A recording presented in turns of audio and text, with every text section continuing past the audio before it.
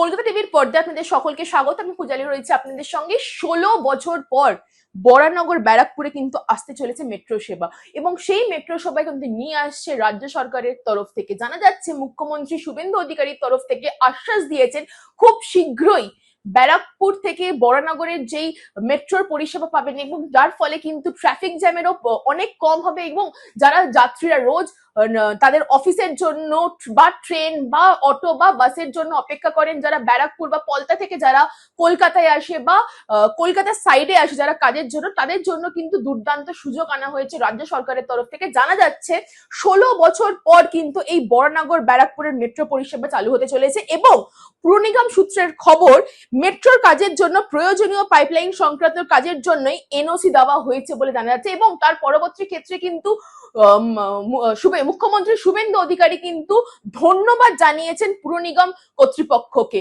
কারণ কি, আমরা দেখে এসেছি যেই সব যাত্রীরা যারা রোজ আপ ডাউন করে বা ডেলি প্যাসেঞ্জারি করে ট্রেনে বা বাসে বা অটোতে, তারা কিন্তু একাধিকবার কিন্তু স্ট্রাইক হলে কিন্তু তারা ট্রেন পান না বা বাইক পান, গাড়ি পান না। আর ওখান থেকে তো যদি আপনারা মনে করেন যে আপনারা অ্যাপ বুকিং বা ক্যাব বুকিং এর যে সিস্টেম আছে, সেখানে কিন্তু খুব বেশি যে অ্যাপ বা ক্যাব সিস্টেম আছে বা আপনারা বুক করলে যে গাড়ি চলে আসবে সেরকম কিন্তু অনেকটাই কম। তার ফলেই কিন্তু যে পাইপলাইনের কাজ চালু ছিল, অর্থাৎ আমরা জানতে পেরেছি ওই 6টি পাইপলাইনের, অর্থাৎ এই ব্যারাকপুর বরানগরে যে 6টি পাইপলাইনের কাজ রয়েছে, সেটা হলো একটা হচ্ছে 64 ইঞ্চি, একটা হচ্ছে 72 ইঞ্চি, একটা হচ্ছে 60 ইঞ্চি, একটা হচ্ছে 42 ইঞ্চি, 48 ইঞ্চি এবং 62 ইঞ্চি।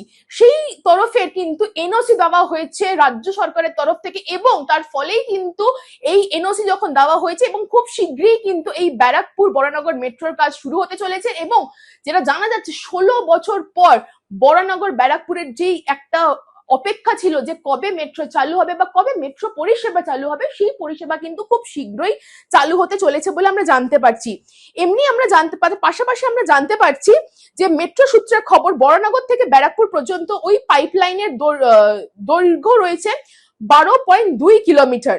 যাত্রাপথে মাত্র 10টি স্টেশন থাকবে, যেরকম যেগুলো থাকবে তাদের মধ্যে হচ্ছে বরানগর, কামারহাটি, আগরপাড়া, পানিহাটি, সোদপুর, খড়দা, টাটাগেট, টিটাগড়, তালপুকুর এবং ব্যারাকপুর। অর্থাৎ আমরা যখন ট্রেনে যাতায়াত করি সেখানে কিন্তু আমরা এই বরানগরের পর থেকে বা ডানলপের পর থেকে কিন্তু আমরা টিটাগড়, সোদপুর এই যে প্ল্যাটফর্ম গুলো পাই, সেখানেও কিন্তু আমরা জানতে পারছি এই যখন বরানগর থেকে ব্যারাকপুরের যখন এই মেট্রো পরিষেবা চালু হবে, সেখানে কিন্তু যেই মেট্রো স্টেশন গুলো ধরবে সেগুলোর নাম আমি আরেকবার বলবো: বরানগর, কামারহাটি, আগরপাড়া, পানিহাটি, সোদপুর, খড়দা, টাটাগেট, টিটাগড়, তালপুকুর এবং ব্যারাকপুর। এই লেভেল অব্দি কিন্তু পরিষেবার কিন্তু ক্লিয়ারেন্স দিয়েছেন, এবং এনওসি সার্টিফিকেট কিন্তু ইতিমধ্যে কিন্তু রাজ্য সরকারের হাতে এসে পৌঁছেছেন। এবং জানা যাচ্ছে মুখ্যমন্ত্রী শুভেন্দু অধিকারীর তরফ থেকে যে খুব শীঘ্রই যে আশ্বাস দিয়েছেন সাধারণ মানুষকে যারা ডেলি প্যাসেঞ্জারি করেন তাদেরকে জানানো হয়েছে খুব শীঘ্রই কিন্তু এই বরানগর ব্যারাকপুরের যে মেট্রো পরিষেবা সেটা কিন্তু চালু হতে চলেছে। আরো তথ্য জানতে চোখ রাখুন কলকাতা টিভির পর্দায় রাত দিন 7 দিন।